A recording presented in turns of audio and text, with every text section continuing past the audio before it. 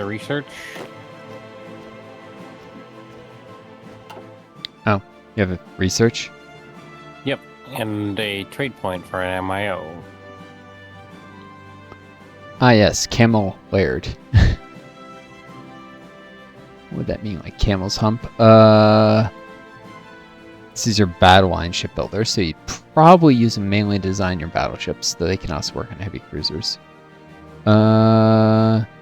Wait, do you have that thing on the left? What is that? Do you already have that hardened critical components? Yes. Yeah. Okay, what are those three in the bottom? Below it. Hydrodynamic, Max speed, armor. Weather penalty. What are the other? Weapons, anti-air, light attack, and heavy attack. For capital ships.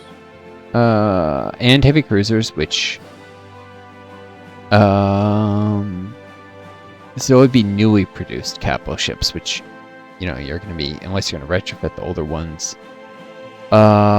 Shoot. You're producing capital ships. You're probably producing mainly heavy cruisers at this point because they're quicker to build and they're faster. Unless you want to produce a big ship just to soak up enemy anti-air and produce more naval superiority. What's the high velocity guns, light and heavy piercing? What's that middle line below the first two? The middle line, weapons. Anti-air, anti-air light attack, and hit points.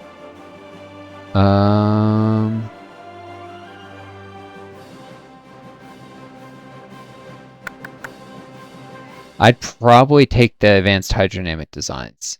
It'll help your heavy cruisers actually dodge torpedoes. Max speed? Yep. It may not immediately be useful with the current generation of ships, but the faster you're... when you get faster heavy cruisers, eventually your heavy cruisers will be fast enough to dodge torpedoes a decent amount of the time. Okay. And your heavy cruisers can, both soak torpedo hits for your bigger battleships when the screen line fails, and provide additional line of screening for your carriers. Oh, right. We researched. You got Something Navy else stuff. here. How are you for air tech?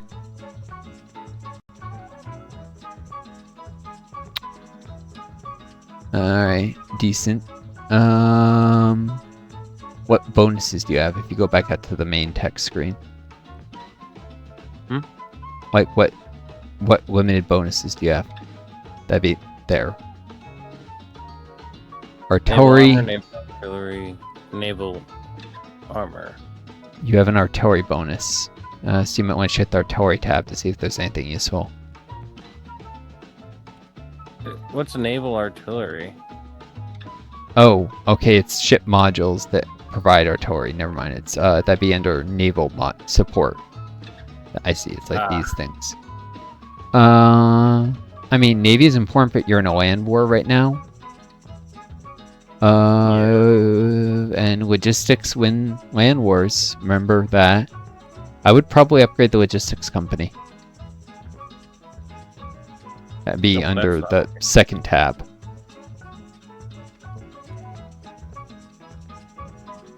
The upgraded further reductions in supply use and fuel use for while you're at it. And this can grow your automotive manufacturer. So they'll get bigger from this.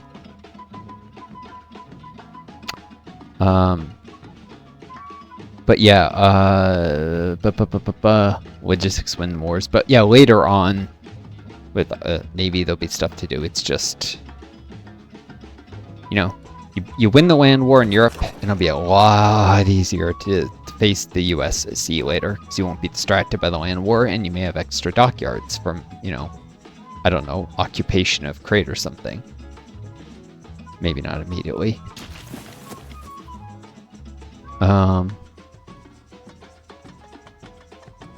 maybe puppet stuff. Carve out some puppets. They add dockyards, then you annex them later. Variety of things you can do. Annex, you can puppet, you can force government. You can gain allies after you force the government sometimes. Anyways.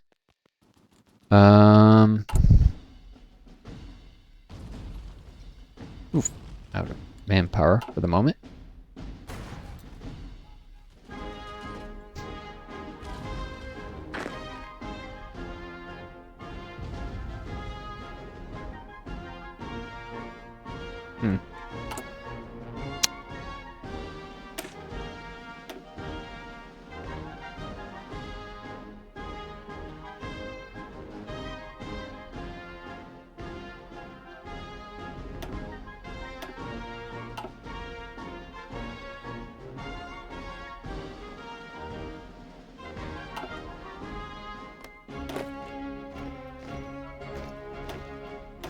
What should I do with this colonial garrison? Is it gonna be useful up here in the war with Austria?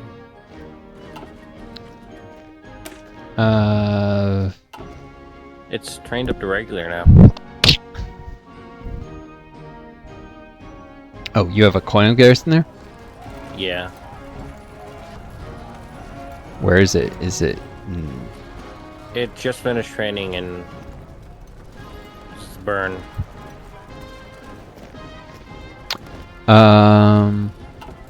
Colonial garrisons they're mainly good for holding, like defensively, holding ground, for relatively low supply use and combat with use.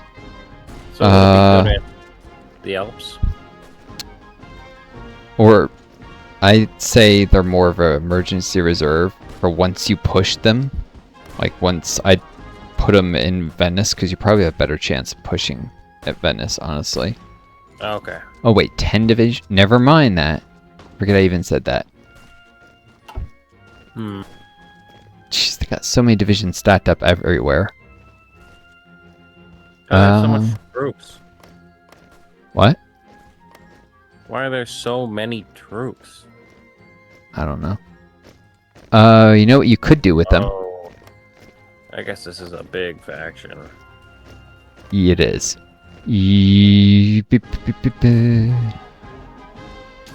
Let's see, they're getting winter acclimatization.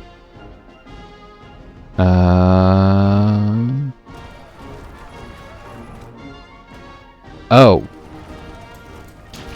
No one's guarding Venice. I'd put them in Venice to guard the port. Or maybe there's someone, but it's probably not well defended. I would use them to defend the coastline near Venice. There's Venice or Trieste. I don't know. Actually, there might be a division in Venice. You can't see it, but... I don't think there was. Yeah, I defend Venice if it's undefended. If it is, I put them in Trieste. If that's defended, then there's Rijeka. I would defend one of the ports with them, basically. Even a tiny colonial division has more than enough attack to avoid crits when defending against a naval invasion. Actually, for the most part, at current tech, they won't suffer crits, even normally, but especially if they're stacked to another division and the enemy doesn't have really good coordination. They'll kind of split their attacks between both divisions and neither suffer crits most of the time. So, yeah, I would use it to defend the coastline somewhere. Small divisions, really small white divisions like that are, you use them for defense. In a front with this many divisions stacked up, you need wider divisions to push, because you'll suffer, stacking penalties if you attack with too many divisions at once. You can really attack with about 5 at once. Although the Venetians aren't attacking with nearly 5. I see like 3 divisions attacking in each place. So you could use them to orc cycle the enemy. Yeah. You're gonna suffer horrendous losses attacking the infantry no matter where you do it, but you gotta push somehow. So you could also upgrade the colonial division to something that's better that has... Do they even have support artillery?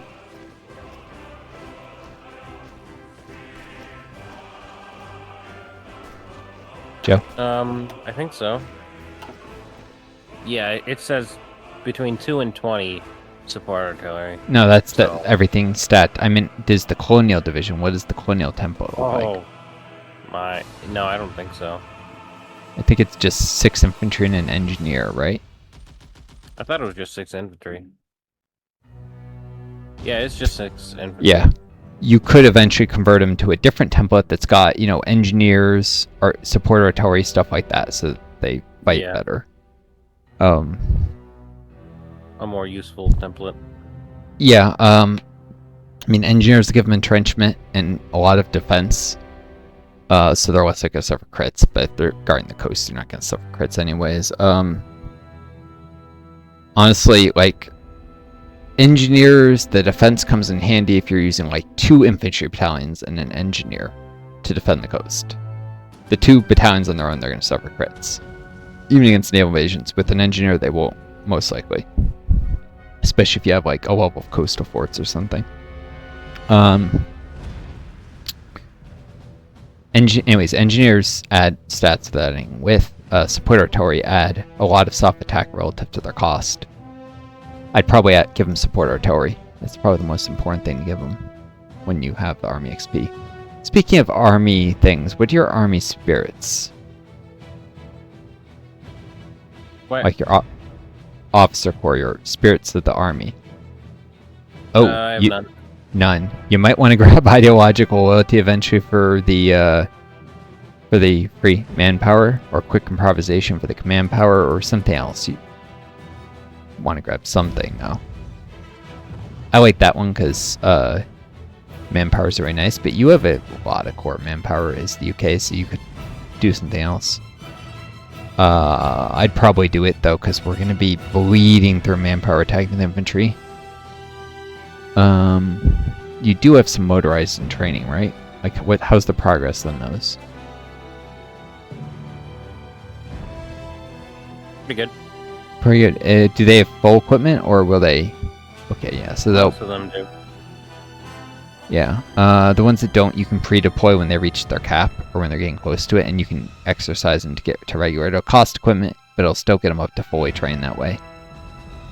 Oh, they're close. Okay. Those ones that are under equipped, I would just deploy them now and start them exercising, so that it'll trade off equipment for getting men on the line sooner, which is important. The bottom 3? Yeah, those are the ones that are under equipped.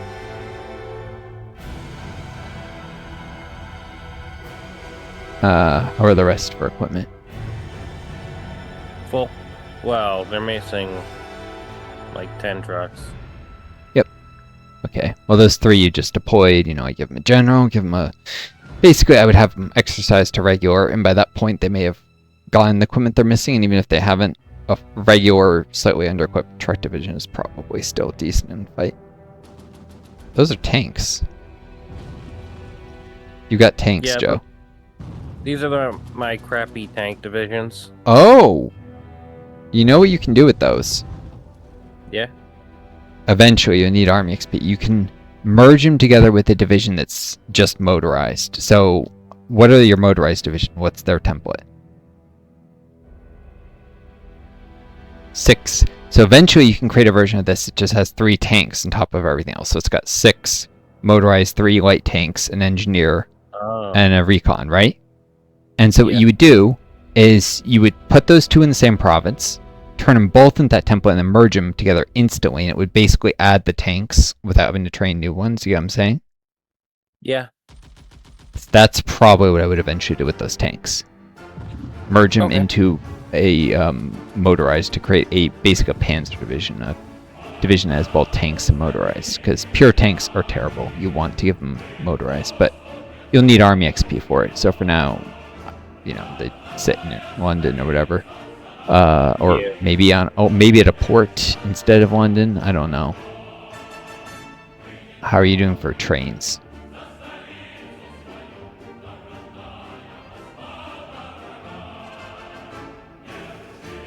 I have 226. Oh. The tanks, I would strategically deploy so they don't consume fuel while they move. Also, you need to buy more fuel. You're completely out. Oh god, I did that. I'm still... Motorized warfare is incredibly hungry. You're not buying that much oil.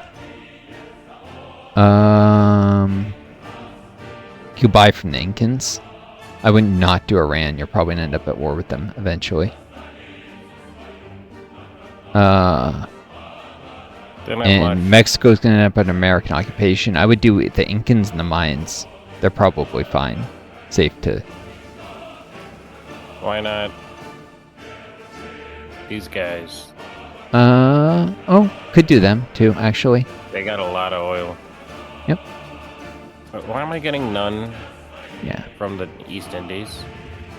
No, that's that they have none left to export. The leftmost is how much is left. You're getting 23 or 24 from them, but they can't sell any more. They're at capacity. You could shift from the East Indies to the Isthmo so that you get a full 8. Like, shift that down there. Yeah. But I would put a lot more on... Not that much. You just need to exceed the use. How do I know how much oil I need? And a recalculate after I pause. Hold on. It should tell you your daily gain, daily consumption. Daily gain 6.4. Daily consumption 13.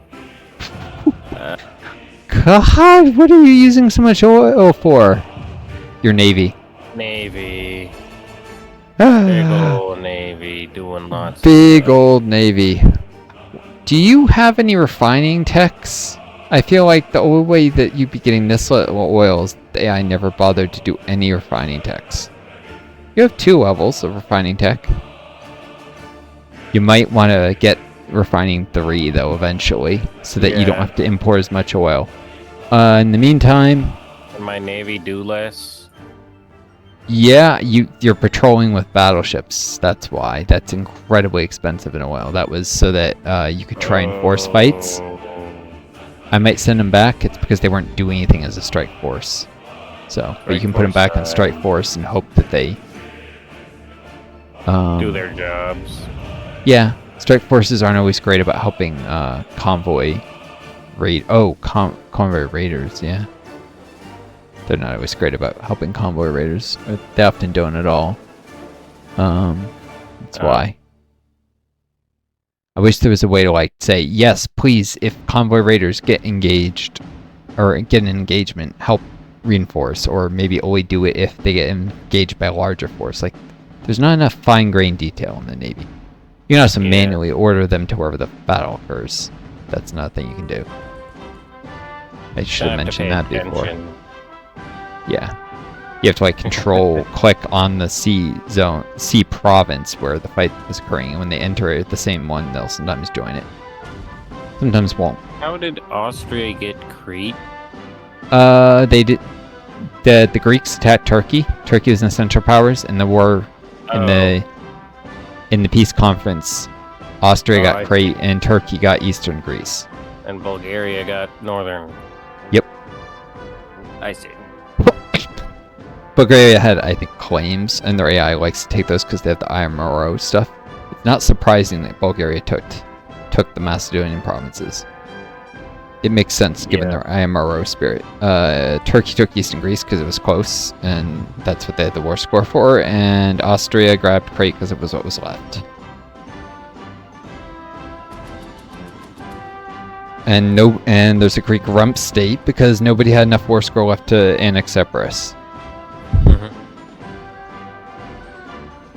Which means it's free real estate, sort of. Like, you could justify them and annex them for the resources. Of course, the U.S. will probably guarantee them. But at some point, it's free real estate when you're already at war with the U.S. and you don't care. You know? Yeah. Like, okay, give me I'm gonna invade you, puppet you, and grab resource rates so that I don't have to spend civ buying these things. So should I send my motorized over here to train? I'd be less concerned about the Alps for now. Send them over here to train? No, I'd send them up to... Where the heck even are they? in the southern. Oh, you know, I guess you could send them to the Alps to pressure the, and it's because they'll take far fewer casualties than infantry when attacking. Motorized are the usual recommended way to push in mountains because they have high enough breakthroughs, suffer a lot less crits, but they don't have the huge penalties that tanks do and the huge cost. So yeah, I'd give them to a general. You could give them to a separate general who's an armor leader, maybe. So that, or not armor, cavalry leader. If you have a cav leader, you do. Campbell. Josh Campbell. He's got pretty decent stats too. I'd probably, oh yeah, he's armor officer. Never mind. Although,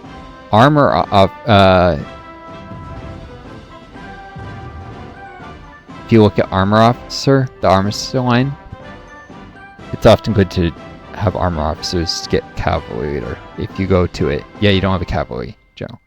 But if you select details, so you can see a tree, and then if you hover over combined arms expert, this is the key one, motorized and mechanized, and executing blitz and encirclement. Blitz and encirclement are tactics that tanks can use. So a cavalry leader who gets combined arm expert will still be a better tank leader. You know, and because they're armor officer, then they can get panzer leader later once you have actual tanks for in command. So I'd probably use your armor officer with the motorized. He won't gain the XP at double rate, but he'll still be the guy you want to put in charge of tanks later. You don't have any tanks right now because, well, industry, and because instead aircraft.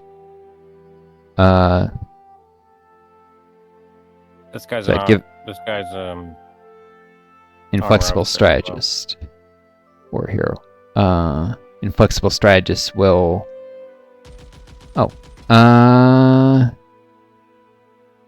Yeah, he's got better defense skill. You could use the guy on the top if you wanted. Less attack. 2 less attack, but he's got 1 higher defense. Overall better stats because he's inflexible. Yeah, you could use one got instead. Should I just swap this guy? No, I would put them in a separate army under the same army group. And boom. And then I would assign one of the armor officers to them. Either that guy, because he's got more long-term potential, or that guy, the level 4, who's got higher skills, so he'll roll better attacks, tactics more often. Plus, the level 3 could reach level 4 before you can afford to do a Spirit of the Army Academy and lose an opportunity, and the level 4 takes long to level up, so I might just use Josh Campbell. Either one, though, works, but his higher skill is an advantage. If he faces anyone who's level 3 or below, he'll have skill advantage. You might find a level 3. You're not likely to find level 2s or 1s. Yeah, so I might stick him in burn, I guess. If you don't even have to manually do this. If you just, or not even in burn, how about Mulhausen, because that's on the French side of the border. And they won't deplete the supply and burn, I don't know. Start training? Yep, I would stick them to, yeah, train. I'd cancel though whatever they're doing, their combat deploying, I would just cancel that. We're doing something weird. Are they? Oh, you told them to manually. That might be the right port. I don't know if Dunkirk is the way you should go. I let the AI path find it for you. It'll do that? Yep, they'll get there in an hour. They'll start moving. They'll take the shortest path automatically. Ah. But I would have the rest of your motorized, the ones who are coming up, in your training queue, Joe. I would stick their deployment province not in Sussex, but at the northeast corner, Newcastle. Because you probably want to send them to Norway. Unless... Oh, shoot. Sorry, this is why I shouldn't play when I'm this tired, or at least I should be aware. No, actually, there's some more better and more important and more urgent. I can... Not more urgent, but it's going to be a little bit... there's actually something else that they're needed for.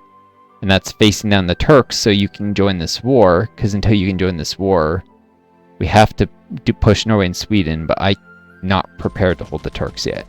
So actually, you could get them Plymouth. Out of Turkey. Yeah, Plymouth is nearest port to because they'll have to go around, you know, the Iberian Peninsula. So I'd stick them in. I think that's the southwesternmost port, Plymouth. Is there another one west of it? There might be another. Nope, Plymouth then. Looks like Plymouth. Yep. Yeah. So I would deploy. What are your other divisions are in training? Because I'm gonna need help there in Syria badly. The tank, Joe. Who's above the motorized infantry? I'd put them in Plymouth as well.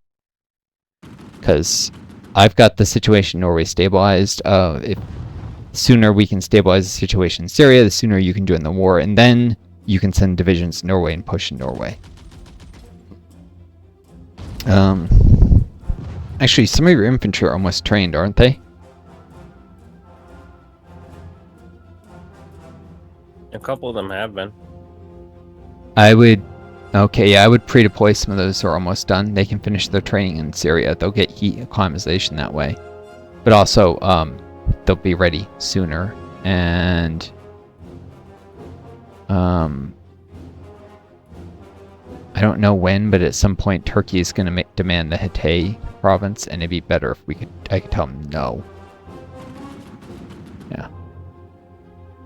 I mean, that's a good few divisions. 6. That'll make a massive difference, though.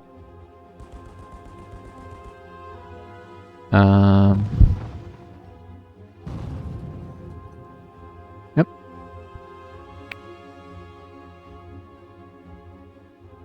You can, you can just give them a front line in Aleppo. For now. It's quicker. They'll just take the train to Aleppo. You might spread them out from there, but later. But I would actually just draw. Yeah, well, that works. Anyways, you know, maybe Aleppo and the one province east of it. Actually, we can't afford to leave gaps in the line. That'll be 3 and 3, probably. If you expand the front line 1 east through the edit. And then you click the the right side in there. There. Now when they arrive, they'll split between those 2 provinces. And I have 2 divisions that will be done relatively soon. They'll go into Antakya, and that will cover part of the front, not all of it. Still need more divisions, but that will be enough to hold that part of the front. So,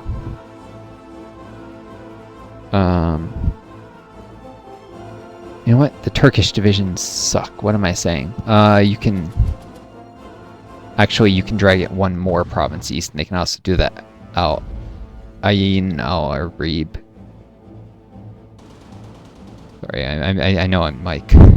This, no this, no this. Yep. And yeah. That's as much. That would be 2 in each province. That's as thin as I would spread them.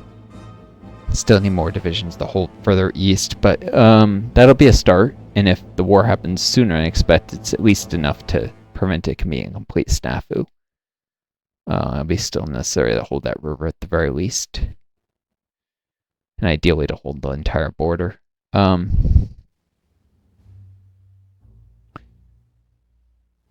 I'd probably just choose someone who's good at logistics for now.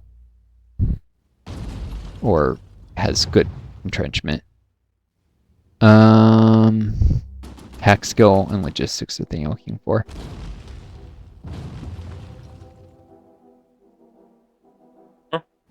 Maybe attack skill. It's not that bad logistics in Syria, actually. I think it's not great, but...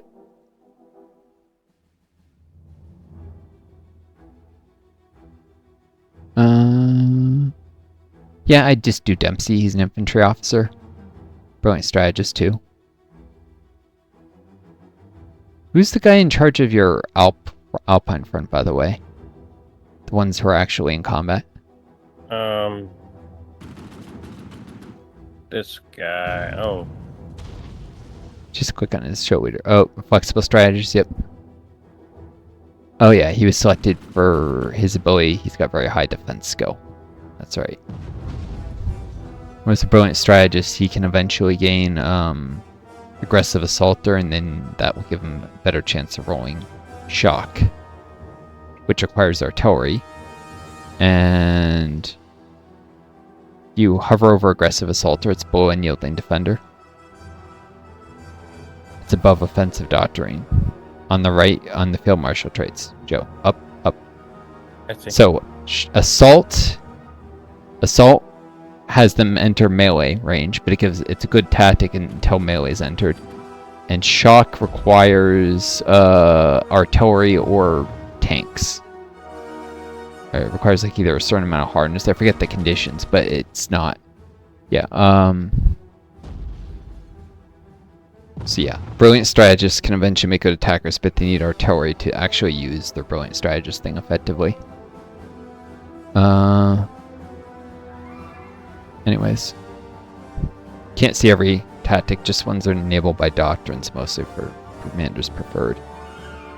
But yeah, anyways, I'll appreciate the guys down in Syria. I'll try and get some defenses up, get my own divisions trained, and then eventually we can merge the wars. Norway and Sweden will join Central Powers, and then they won't be able to join the US faction. So as long as we get that done before it's like 1942, we'll be fine. At some point in 42 is, I think, when Soviet Lithuania asked for the invasion of Finland.